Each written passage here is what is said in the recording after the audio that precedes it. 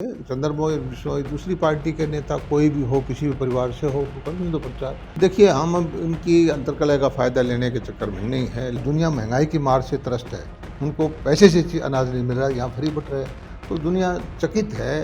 दुनिया कहती थी कि जो कोविड के वक्त में भारत की हालत खराब हो जाएगी। सर, भूपेंद्र हुड्डा ये कहते हैं कि हमने 10 साल में जो विकास कार्य किए हैं उसके आधार पर हम ये जो कांग्रेस प्रत्याशी के लिए वोट मांग रहे हैं।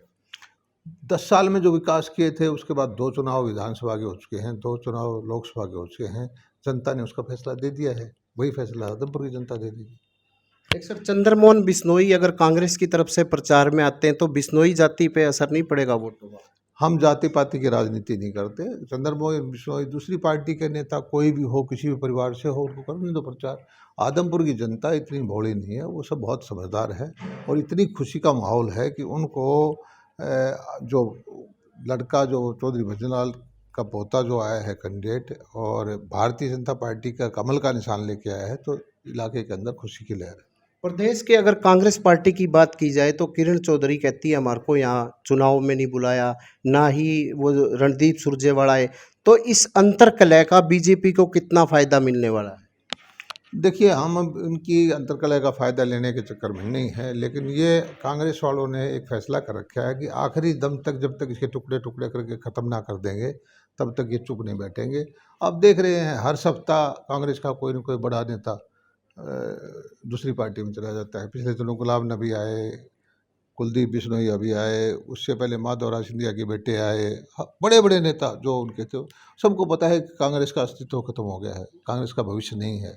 और जो नीतियां बना करके संगठन के आधार पर राष्ट्र के हित में जो काम करने की काम शुरू किया है भारतीय जनता पार्टी ने, उसका जनता के अंदर बहुत बड़ा प्रभाव है। और आज उसको पता है कि भारत बढ़ती हुई एक दुनिया की ताकत है, भारत सही रास्ते पर चल रहा है।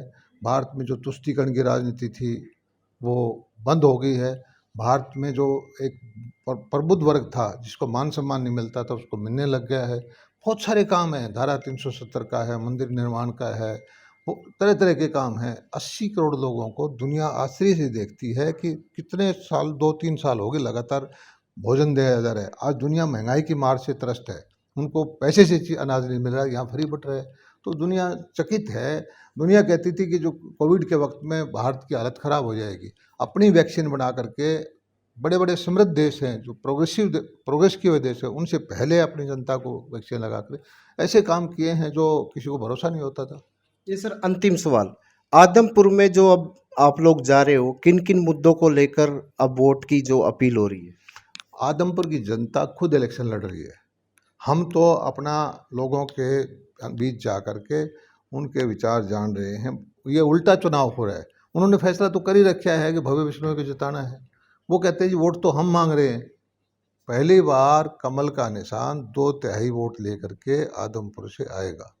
जी, ये थे कृषि मंत्री जेपी दलाल। इन्होंने यही कहा कि आदमपुर में जो जनता ने एक तरफ ही फैसला कर रखा है, तो इसमें भव्य बिश्नोई की एक तरफा जीत होगी, क्योंकि भारतीय जनता पार्टी की जो विकास की नीतियों को लेकर हम लोगों के बीच जा रहे हैं, तो ऐसे में एक तरफा भारी मतों से जीत होगी। प्रवीण कुमार, हरियाणा तक, हिसार।